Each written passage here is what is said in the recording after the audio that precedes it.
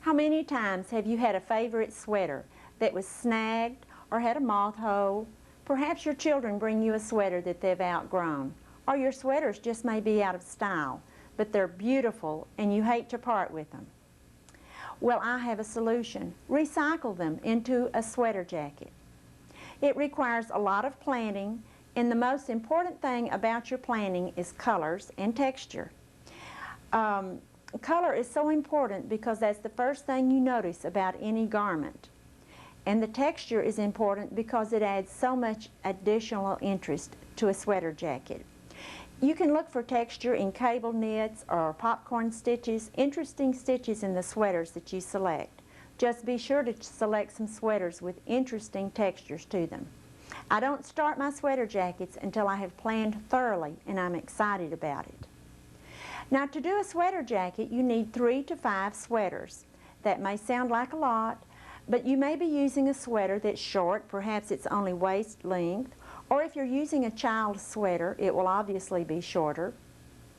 You may have a sweater that's sleeveless, sometimes a sleeveless sweater vest, or it may have only the pattern or the colors that you want on the front of the sweater. So you can see that you can be limited by the sweater that you're using. I'm not particular about the fibers of sweaters. It's nice to make an all-wool sweater jacket, but it's not a problem at all to mix acrylic or nylon, mohair. In fact, some sweaters have mixed fibers in them. So choose your sweaters by their colors and textures so that they coordinate and they're beautiful in that way. You're going to use an extender, which can be a woven fabric. It can be a very supple suede garment suede or garment leather. And I'll talk to you in a moment when I show you the sweater jackets about the extender, and you'll see why that's needed. One purpose of the extender is to literally extend your knits when you don't have enough. And the second one is to modify the colors. If you're putting 2 colors together that are not real exciting or that might be hard to combine, an extender can work as piping between those colors. You can make your sweater jackets as casual or as dressy as you choose. I've created several sweater jackets recycling sweaters. One of my favorites, and the very first one that I made, was this one. This I made from the sweaters of my 3 sons, and actually a garage sale sweater, which I picked up for just $1. The focal sweater on this sweater jacket is this piece. I chose this because of the print and the colors in it. This was my youngest son's sleeveless sweater vest, and the print was only on the front of the sweater. I was limited. The second sweater that I used was this one, my oldest son's sweater, and the third sweater which I used was this one, which was my middle son's sweater vest again. Now, I used this color combination from this sweater on the front because it coordinated much more nicely, and when the color changed, I put it on the back. As my extender in this, I used a navy lamb suede. I chose that color from this sweater. I've used it here to bind my sweater, as piping between the colors, and actually to extend my pattern piece to fit here. I really ran out of knit before I got to my side seam, and I inserted an 1.5-inch piece, which is 1 inch finished, of lamb suede in the side, both front and back, so that this fit. And on the sleeve, to make my sleeve as full as I needed, I inserted lamb suede. Now, you'll see the advantage of using piping in here, and I mentioned using color extender in making your colors fit. This sleeveless sweater that had this only on the front had a green back, which I had to use to have enough knit. And you can see that the green had no relation to this sweater, but inserting the blue lamb suede, which tied it into the rest of the vest, made it work. Here is my garage sale sweater. I had to piece this and insert that garage sale sweater here. It was a different color, but the same identical sweater, and it was a lifesaver. I would rather not have pieced that, but in this case I had to. Now the other sweater that I want to show you at this point is this sweater. I made this from actually 5 sweaters. My focal sweater is this one. It's a hand knit sweater, and this was the bodice of that sweater. The sleeve is a different stitch, and I used that as my beginning sweater, picking up the colors of light bright blue, coral, and lavender. I found those colors repeated in this sweater, which just happened to be on a green background, rather an unusual green. I found the same solid green sweater, which had very beautiful cable stitch, and I used that for my added texture in this sweater. Then I used my extender as out of a lightweight knit yardage for the yoke.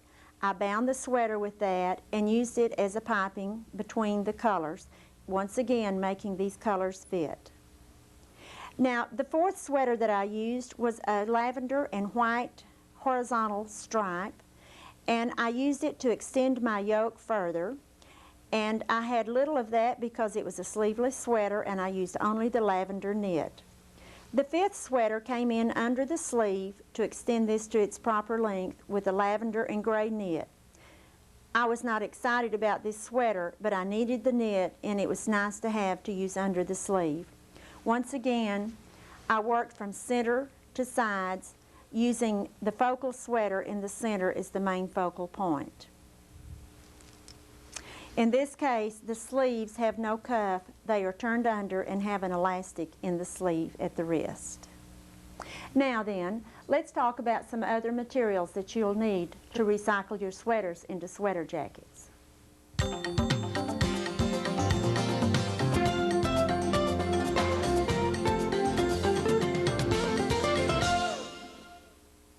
Some additional materials that you'll need for your sweater jacket will be lining.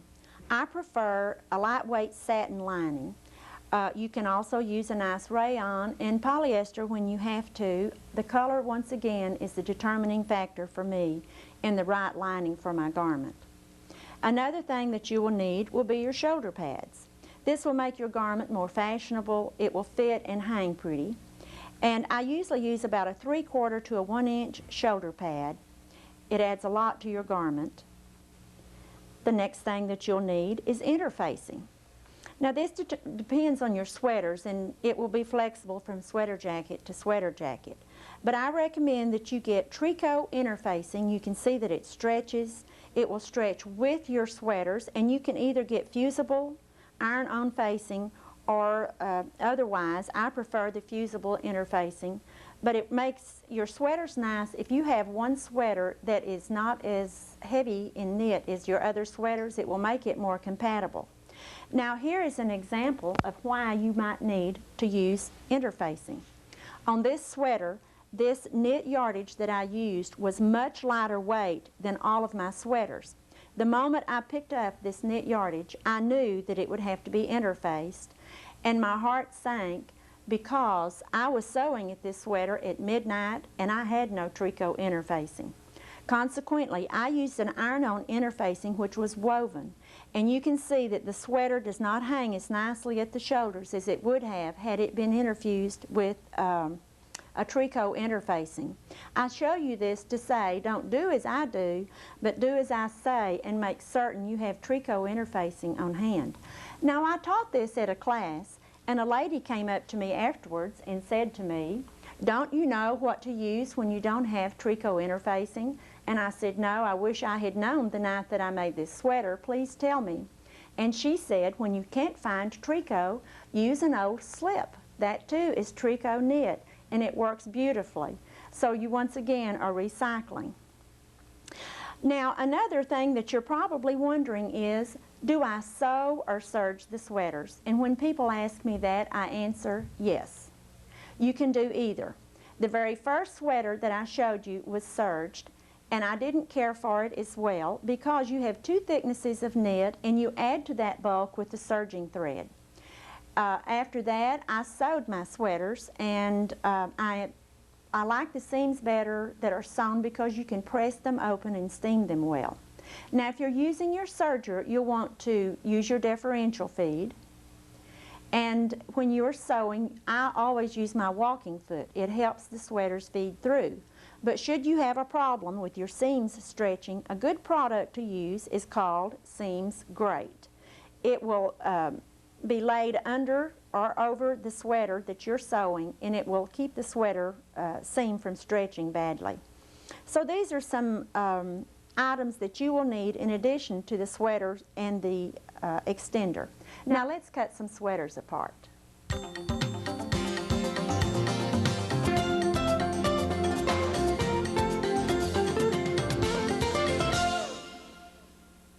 To separate sweaters and to cut the seams apart, I use a rotary cutter. Now, if you want to unravel the stitching seam in this seam, it's perfectly acceptable to do that. I usually don't want to take the time that it takes to find that seam and unravel it, so I cut my seam apart right on the line of stitching, and your seam is separated. It's very easy to separate the sweaters. Now here is a sweater that I have in progress. This is 3 sweaters that I'm using, and here is one extender. It's an antique Afghanistan skirt hem. It's hand woven, and it's a lovely piece of fabric. Actually, I'm using 4 sweaters because I have rib knit here in the shoulders. I also used here this placket that was on the front of the sweater, and it's strictly for decoration here. I used some antique buttons in the buttonholes that help to set it apart. Now for this sweater, we're going to be constructing the sleeves. Here is the center part of my sleeve. This sleeve is complete, and I'll be now constructing the second sleeve. This is my center strip, and this will be one side piece, and the other side piece will be the one I have just separated. Now, before we can join these, we need to steam and press these sweater knits so that they are long enough. You can see that this one is a little bit short. It does not quite come to the top. So we're going to the ironing board, and I want to show you how to stretch your knits and how to shrink them. I first want to show you how to shrink your knits. This rib knit was this size before I shrunk it. So I want to shrink this to fit this sleeve. I've started pinning on this side, and you simply want to pull your knits to one side using a grid ironing board cover. These ironing board covers with grids are wonderful for pressing and steaming or blocking your sweater knits.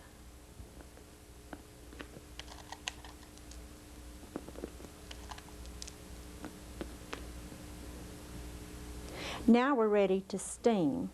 Now I'm going to check the size of this, comparing it to the other sweater. That looks perfect. So we'll steam this lightly, not setting your iron down on the knit, but get a lot of heat and steam onto that knit. Once you have steamed that well, we will let this sit till it is cool and dry. And while we wait on that, I'll show you how to stretch your knits. This is the sweater piece that needs to be a little bit longer. I have pinned it on the cuff end, and I want to stretch this about 1 inch or more, so I'll pull the knit up to this grid line, and I'll pin this along here. I'm not stretching the width of it, only the length. And I'm going to pin past where I think I'll be cutting anyway, just to make certain that plenty of this is blocked. After this has been pinned, we'll do the same thing. We will have to steam this the whole length of this sleeve in order for it to be stretched properly.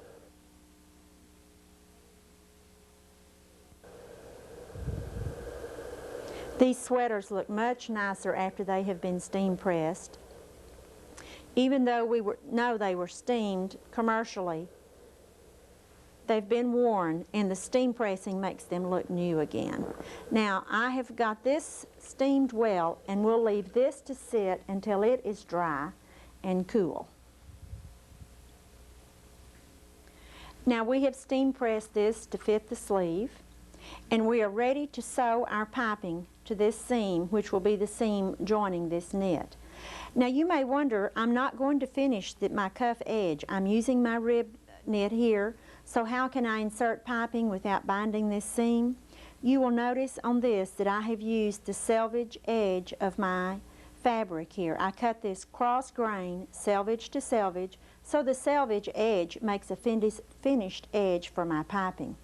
I have this pinned in, and we'll go to the sewing machine and take a seam in the very center of this piping. I have my stitch length on 3.5, and we're going to sew down the very center of this piping.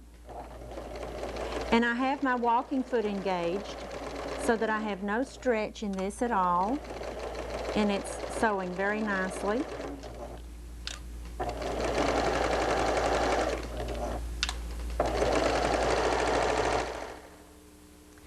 Now we have sewn the piping in, we're ready to join the next knit to this, which we will join right on top of this piping, pin just the same as we pinned the piping in.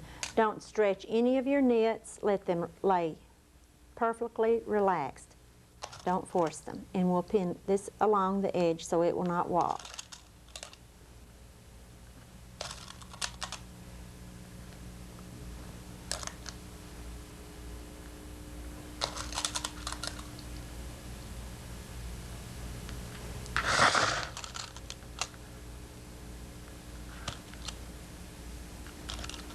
Now we're ready to sew again, and I'll have my needle set in the exact position so when this is sewn it should be right directly over the other stitching. It's best not to let your sweaters pull or stretch while you're sewing.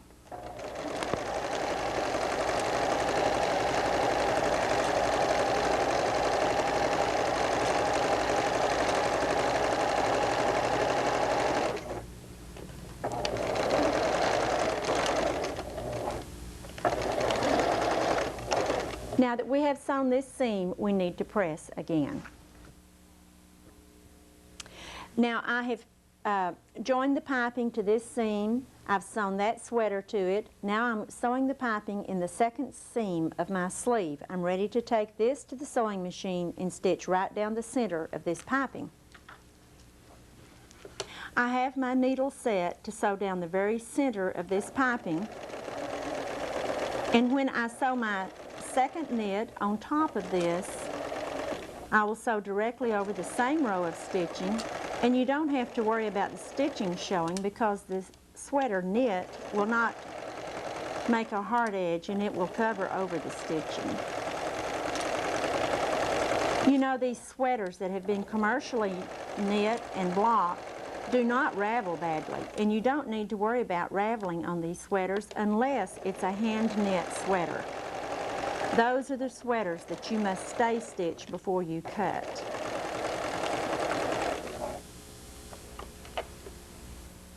Now this has been stitched and I have pressed it. We are now ready to lay the other piece of sweater knit for the remaining part of the sleeve directly along this edge. And once again, I'm pinning this so it will not walk.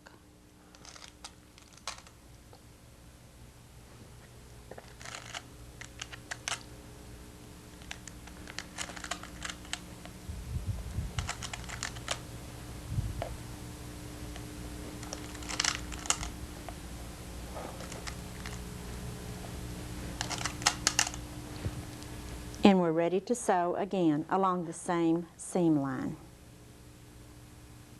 Now that you have your sleeve pieces joined, you need to press these seams very thoroughly. And I press them first from this side, which I've already done.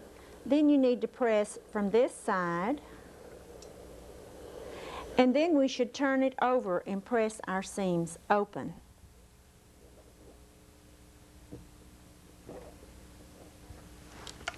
This is the advantage of sewing over serging, in that I can press this seam open and I get a much nicer, flatter seam. It has a much nicer appearance.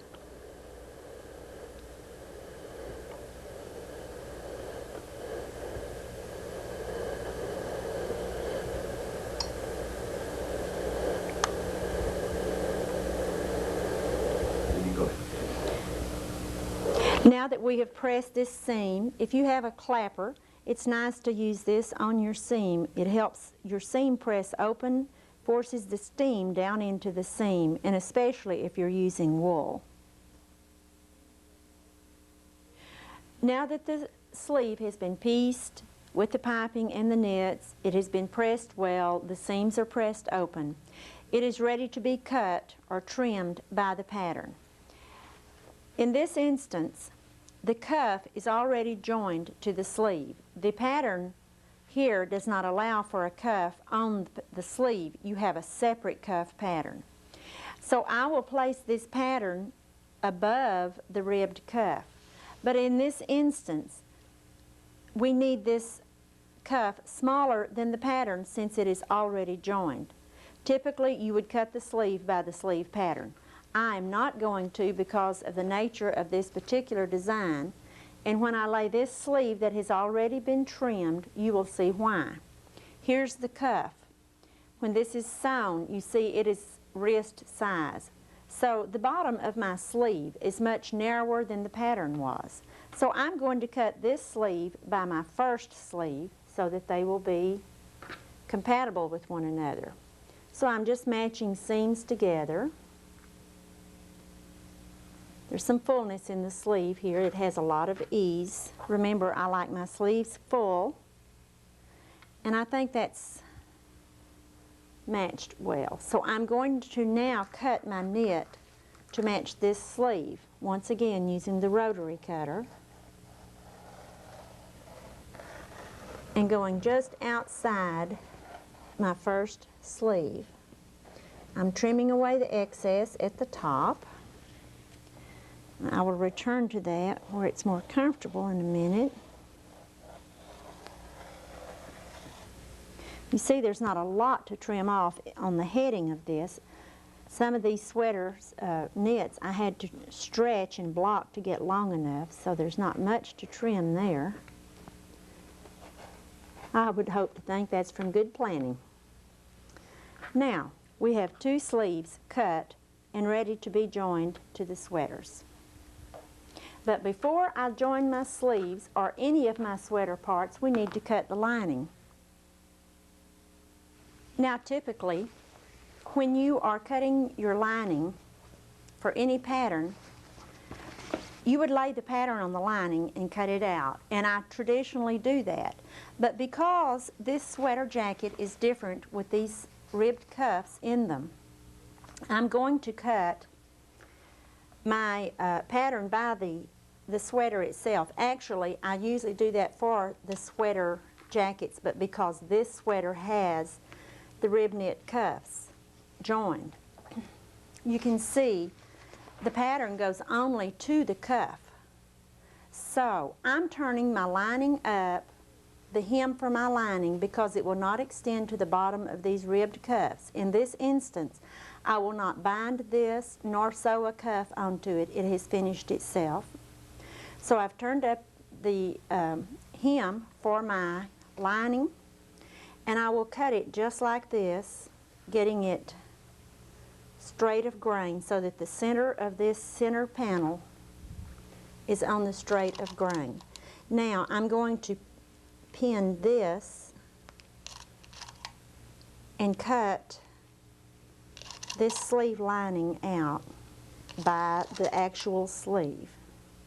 This way it will fit the sleeve. You've noticed on this particular sleeve I have tapered it at the cuff. I'll show you once again the difference.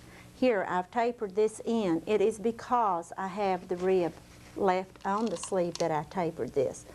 On all my other sweater jackets I did cut it by the pattern.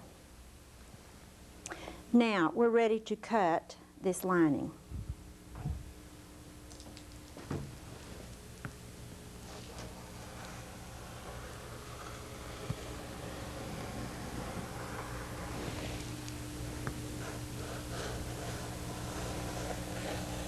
I'm cutting right at the edge of my sweater, and then we'll trim the cap off right along that edge as well. And the lining for the sleeves is cut. Before I sew this into my jacket lining, I'm going to pin these hems here and finish the edges of these hems and have this hem secured.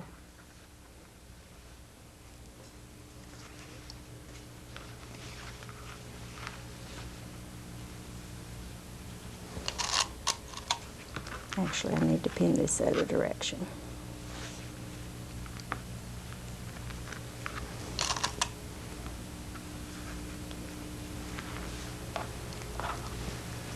Now, these are ready to be hemmed before it is sewn in.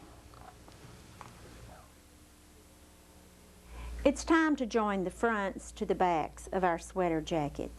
Traditionally, you would place your right sides together like this at your shoulder seams.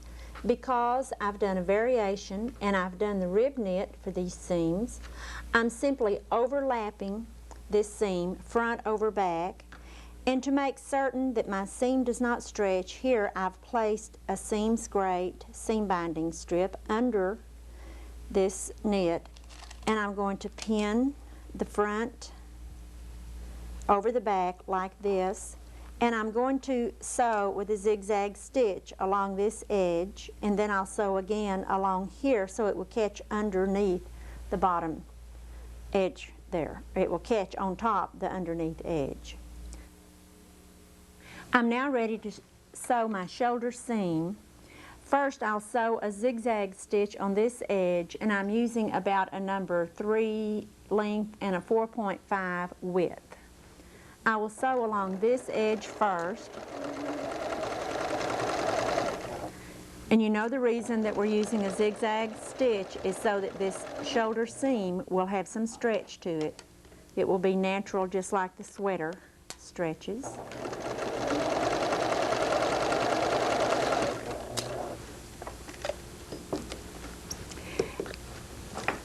Now I will sew the second row of stitching to catch the underneath edge here.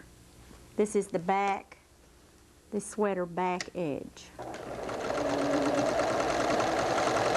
I can just feel that edge with my finger, and it's easy to sew right along that edge.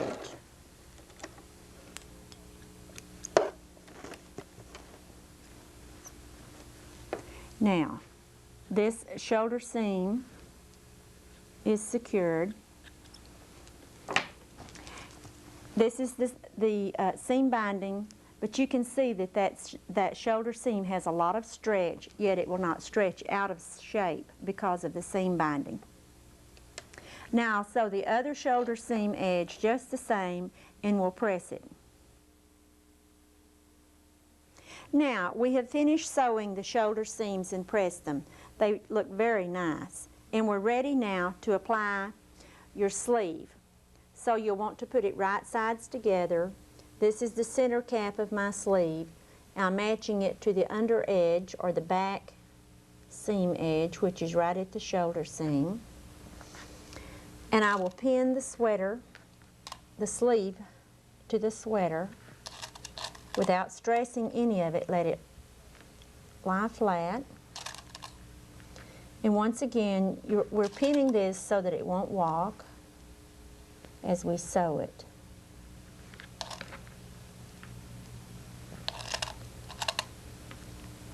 Once we have pinned this sweater in, it's good to check it to make sure that it has not stretched and that the underarm seams are going to come together so that one side of the sleeve is not longer. One side of the sleeve cap here is not longer than the other side. So I want to measure these. I'll measure my underarm seam before I sew the sleeve in to make sure that this is going to match, and it is. So I'll sew my sleeve seam here first, taking only 1/4 of an inch seam.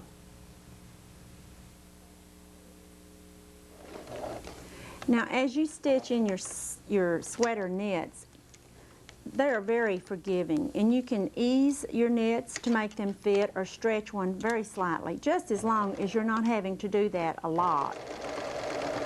But it helps that they are knit because you can make them ease in so easily this way. I'm crossing over the shoulder seam right here, and I need to get it flat so that it will not stretch or bind at all.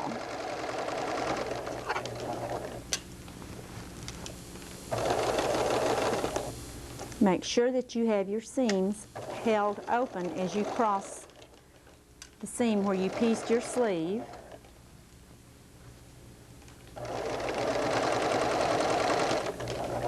And these are really very easy to sew on.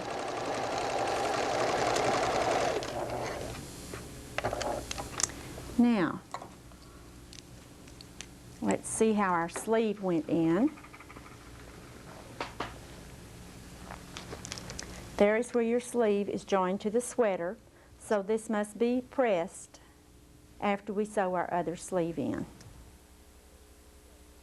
Now we've sewn both sleeves in and they're ready to be pressed. This is my sleeve joined to the bodice. So I want to first press my seam flat.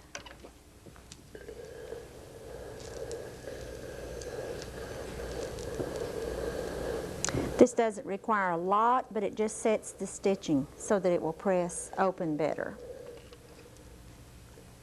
Let that cool just slightly. Then we want to place this open. We'll place it so we can iron it or press it open.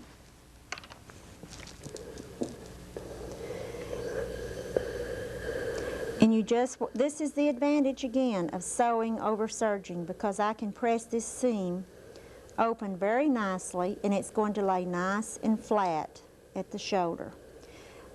Here we've used a bulkier rib knit at the shoulder seam, so being able to press our seam open will allow that to lie nice and flat. We'll get a very nice look with that seam.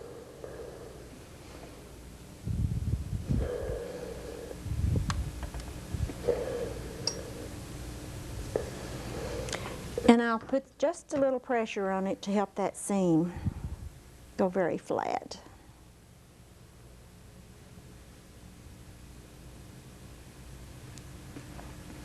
Now let's see how our outside seams are looking.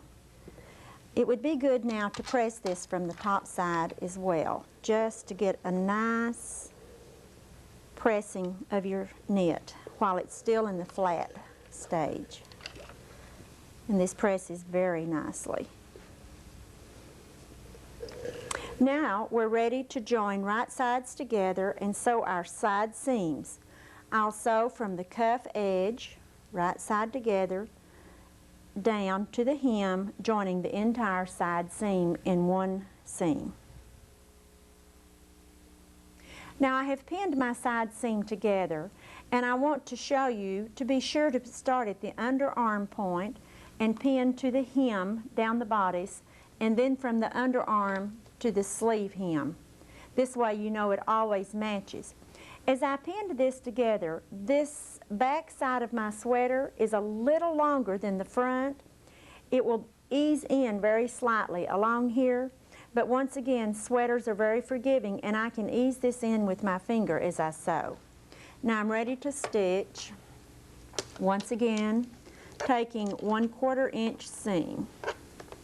I want to make certain that my the edge of my sleeve cuff starts off even, since it will not be finished.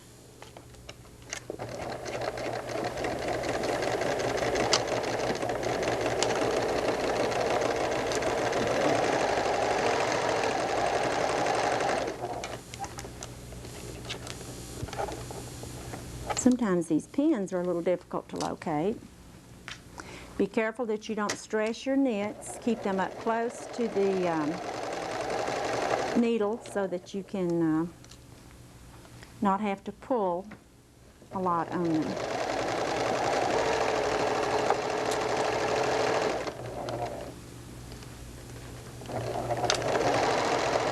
Now I'm sewing up the sleeve edge and I'm approaching the underarm point.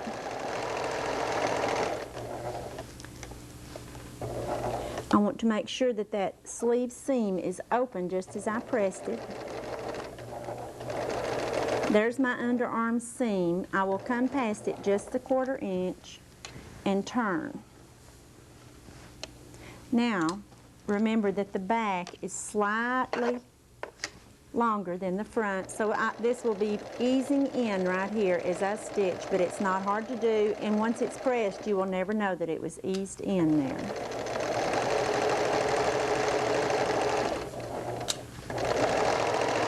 This is very easy to sew on, and it's really a delight to sew. I don't think you'll have any problems with it at all. This is easing in as I'm sewing, and you can tell it's just going in quite easily. Now I want to make sure that when I end at my hem edge of this rib knit at the bottom of my sweater, I want it to match perfectly, so I'm holding it very tight there. Now our side seam is complete. Now we have pressed the side seams open, and at this point, if you need to press any of the other seams, you should do so because we'll be inserting the lining soon. So on the back side of your sweater, all of your seams now are pressed open, and it has a nice flat seam. You may choose to turn it to the right side and press again, which I like to do. Now this is our side seam that we've just sewn, and since you've pressed it open on the inside, it's quite easy to press on the top side. I'll do both of my side seams.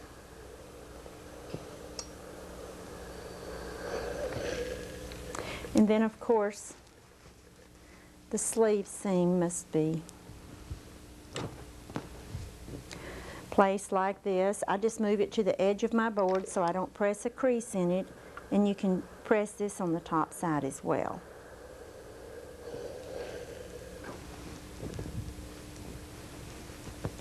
Now we have a strong resemblance to a sweater jacket.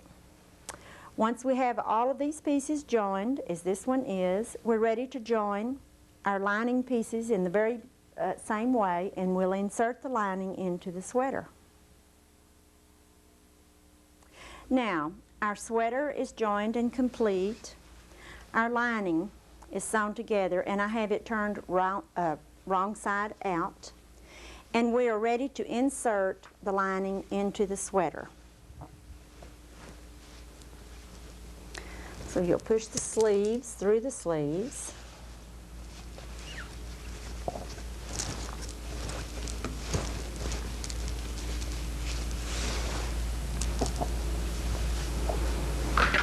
Now I'll turn my hem under on my lining after I see that this fits.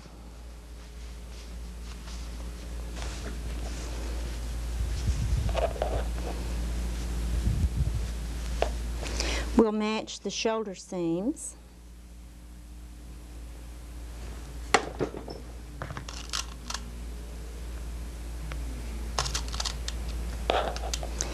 The center backs. And the shoulder seam again.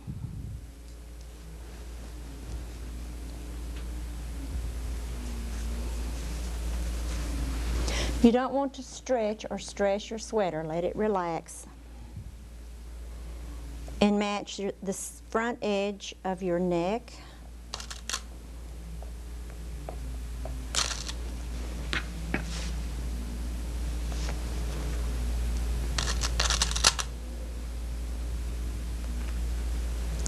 And then see that the front edges match one another. We're going to baste these together, so you need to have edge to edge everywhere that it will be basted.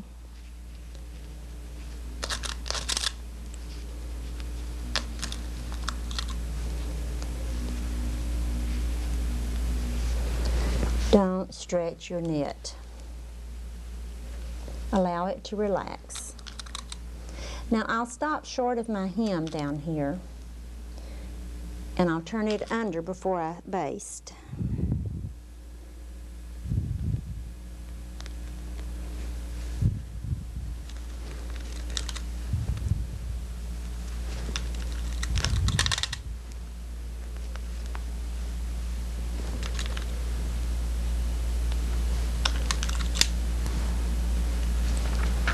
Now at this point I'm ready to determine how much of my hem should be turned up for my lining.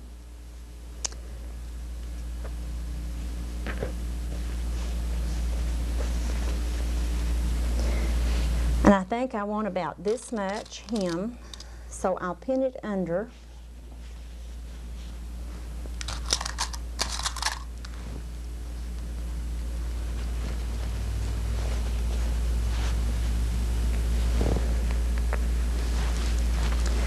And when you return to the front, see that it's level with the back hem.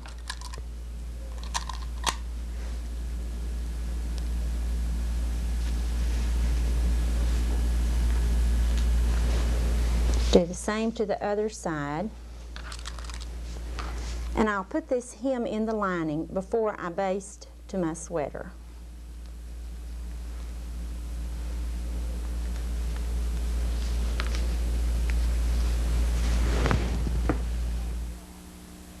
I want to show you what I've done to make allowance for the lining sleeve so that it will be loose enough. I stopped my seam short of the hem edge and sewed in a little piece of elastic here, so that has some stretch in it there.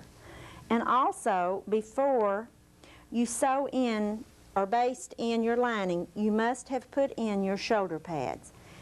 I have inserted the shoulder pads between the lining and the sweater, and it's tacked. Put the seam of the shoulder pad at the seam of the sweater. And you just try your sweater on for placement of your shoulder pads. Put it where it is comfortable to you. Now that those are inserted, I pin the rest of this back and I'm ready to baste. Now I'm going to take just about a 1/4 inch seam, and when the binding is applied, the seam will be a 1/2 inch seam. Be sure to take the stress off your sweater so that it will not stretch.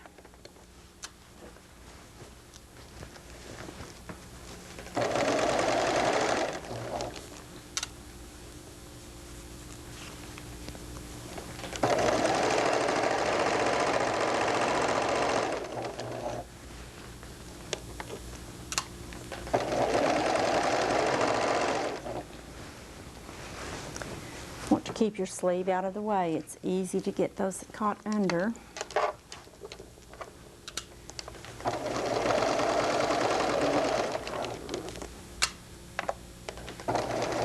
Leave my needle down when I get to the corner so I can pivot.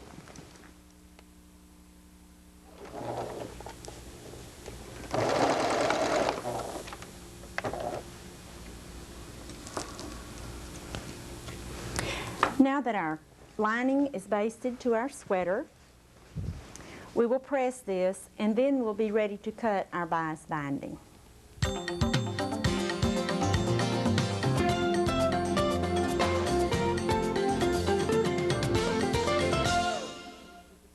I'm ready to cut my bias binding. In order to do this, lay your fabric flat, preferably on a grid board, and I'm going to fold a 45-degree angle. It does not have to be exact, but you can pretty well guess.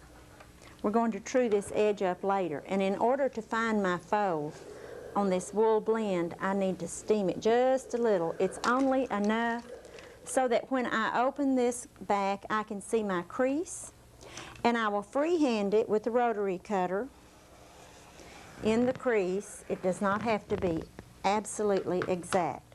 Here is my 45-degree edge. Now, I begin folding my fabric with the edge along itself, and I keep it perfectly straight. Now this 45-degree edge will be trued up later.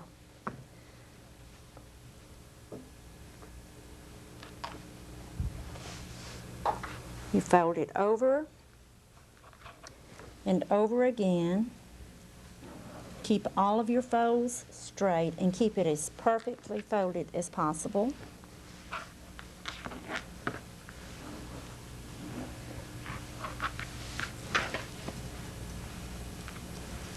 Now you're ready to begin cutting. The first thing you need to do is keep these edges straight on your grid, and I will true up this edge. This is why you don't have to use a straight edge to cut it or get it exact, because now you'll true this edge, and I want my binding to be 2 1/4 inches. So this is the advantage of a clear ruler. Here I have 2 1/4 inches. I'll cut about 3 pieces, 3 strips.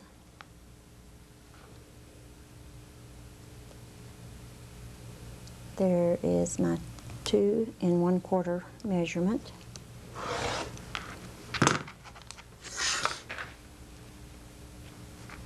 One more strip will be plenty to bind just the front edge of this. If you were binding the bottom edge of your sweater, you would need about probably 4 to 5 strips.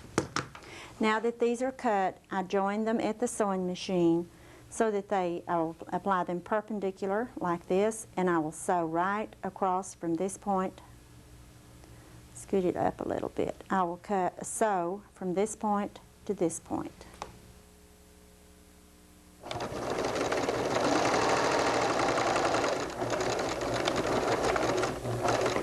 I'll bring this end to the needle and pick up my 3rd piece.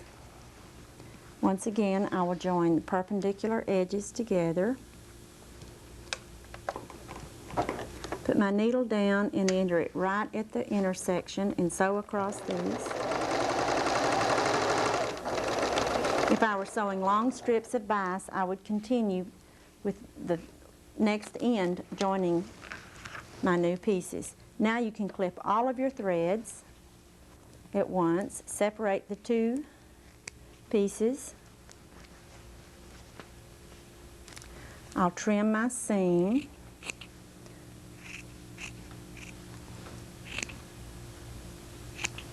And I'll take this to the ironing board and press my seams open. Now I have sewn my binding and I have it pinned. We will start at the hem, sew up the neck, and when I get to this neck corner, we will pivot and sew a little fullness here so that when we turn it, it will make a pleat. I'm going to be sewing with a size 3 length stitch, exactly 1/2 inch. I have set my needle to measure 1/2 inch. And it is important that your stitch width, that your seam width be pretty precise, because you've cut your binding to accommodate that.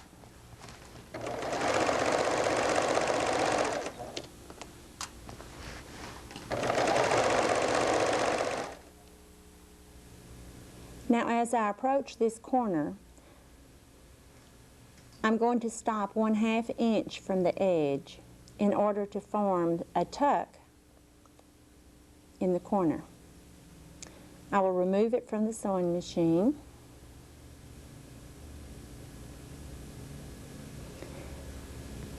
And here I'll form my tuck. You see the fold goes up against the neck edge. And I'll reinsert my needle. My left edge of the foot is 1/2 inch from the edge, and I put my needle in right at that fold. I can feel it there. I don't want to back into the fold, and so forward to the completion.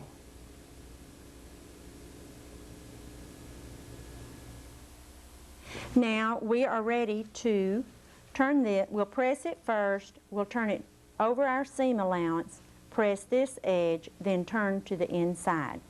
So I'll move to the ironing board.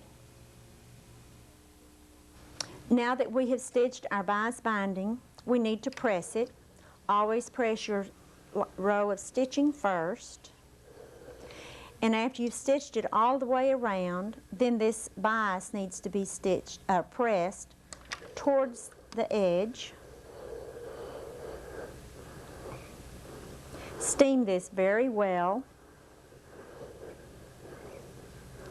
And these fabrics with wool, even if it's a wool blend, as this one is, will have a much sharper edge if you'll set the clapper on it for just a few seconds. Now that you've pressed all the way around to the edge, we're going to press over the edge on the opposite side. Pressing of your bias binding is a very important step. It also gets hot. To press over this edge gives a much nicer finish. And here again, if you'll set your clapper down after you have steamed this just for a few seconds, it will make a harder edge so that your top stitching will be much more effective.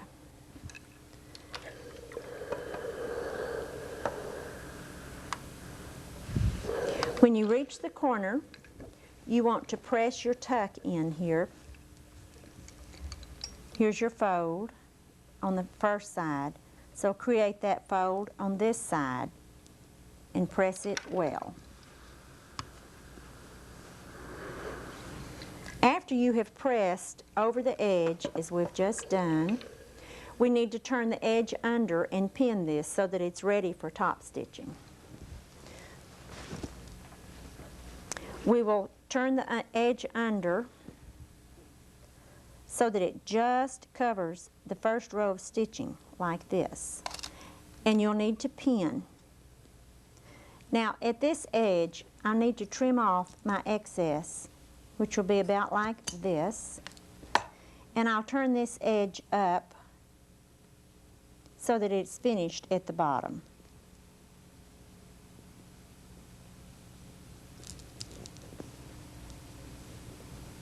I'll pin this so that it will be held, and when we top stitch from the other side, we are going to catch this fold when we're stitch in the ditch, and it will secure this from the top side.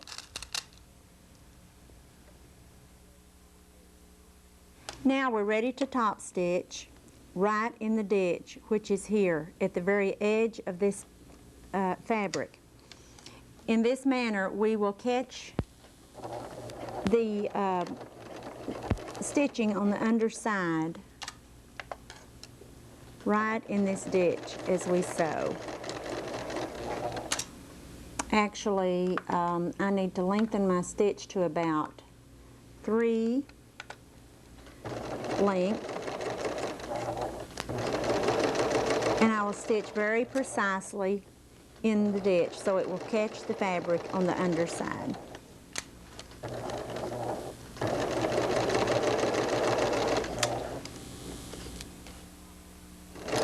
Now as we come to the corner, we will stop with the needle right at the corner intersection there, and I like to turn and stitch 1 or 2 stitches into the corner so that it holds this tuck more securely, and then back out of it and continue around. Whoops, we don't want to back up here. Really doesn't hurt if you do a stitch or 2 in that direction. And we continue going around your neck edge, catching the underside. Now that we have top stitched, you can see that it catches the binding underneath and it makes a nice clean finish. Now we're ready to press for the last time.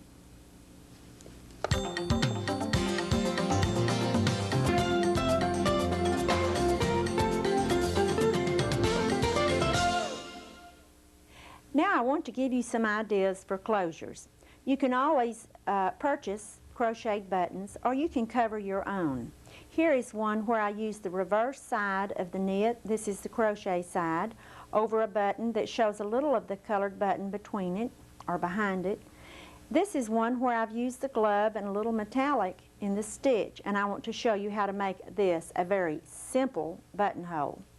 Here's the button I'll use. It has a shank on the button, and I'm just going to put this button down into the thumb, or you could use one of the fingers of this glove. Push the button down into the thumb like this. Now I can cut the thumb off. This is very easy and a quick way to make a covered button. Go into the knit very close to the surface of the button here, and I'll come back through the other side just to secure this really well. Now wind your thread around your button. Make sure you've got your seam of that finger stretched over your button tightly like this. Now wind around that knit 3 or 4 times. Hold it tightly and go through the knit of this button 3 or 4 times to secure it.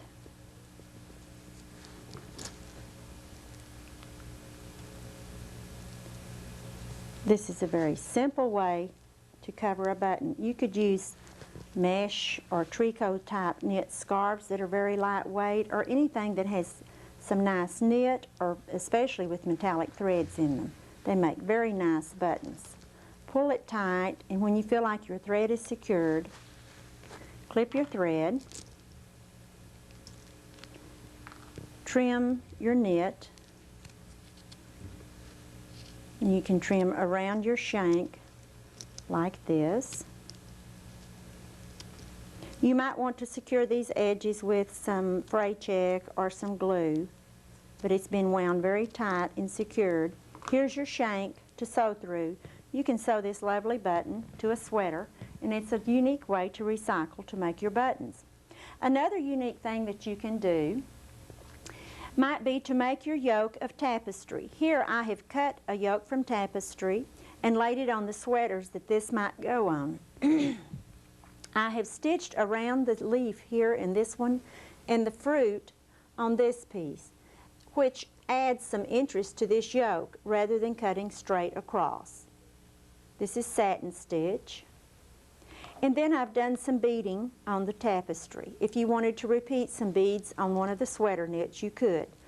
Then when you attach this yoke to the sweaters, you would sew this seam from the other side to here and stop, sew from here and stop, then top stitch around the edge of your satin stitching. A lovely way to make a tapestry yoke.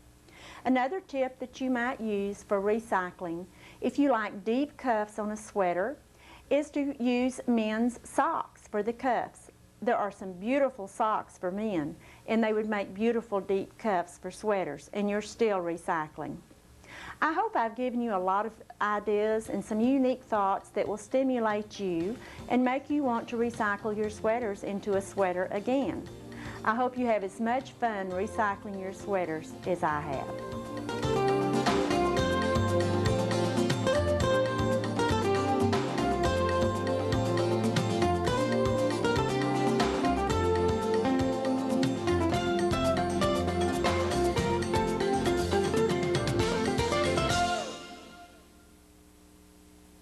If you've enjoyed the Sweater Again video, you would also enjoy another Dos de Tejas video, Applique. It's a new technique for applique, showing ways that you can use layering of fabric. You can use smaller pieces of fabric, And you can create much greater detail than the traditional satin stitch method of applique. It's a fun video, it's a fun technique, and you'll love it.